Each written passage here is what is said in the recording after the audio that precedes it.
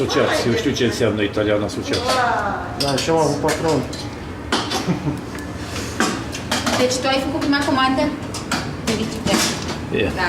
stai că mai avem până. Așa nu.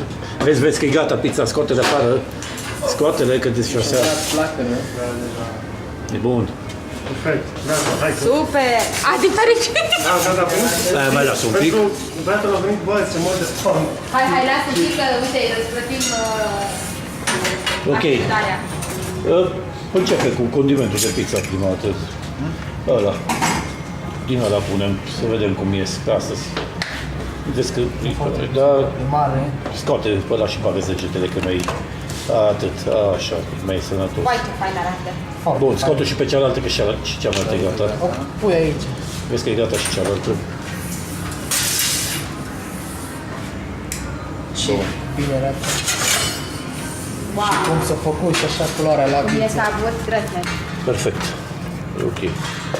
Hai să ducem la precii noștri de la Nike. Dar le duceți cu farfurii cu tot. Da, dar le și dăm. Așa, Și de jos am că trei după folie. De aici am ți-am adus-o, gata. Asta nu te-ai încă? Nu. Un pic, așa. Da, sigur, cum să nu. Filmeați acum? Dane. Da, filmează. Vreau să văd ceva. Fundul. Spune tot din plată. Perfect. Super! Nu i-ars. Știi, asta mă interesează. E lume. Nu i-ars. O să o băgăm direct, nu? Cum? Ați băgat sosul?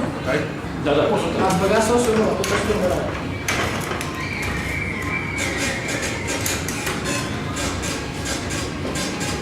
Ăsta e primul gol. Domnul drag, ăsta e primul gol. Da, că eu vreau să-l păstrez, fără glume.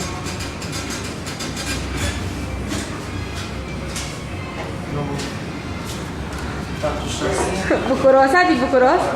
Că livrezi prima comandă? Da, nu e o livresc. Hai să mă ajuți. Să le dăm folie. Nu de folie. Aici. Dai.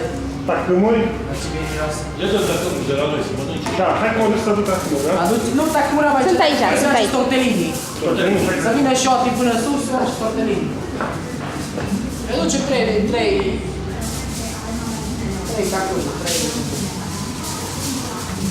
Dar mai vroiau sos sau ceva? Nu vroiau, nu?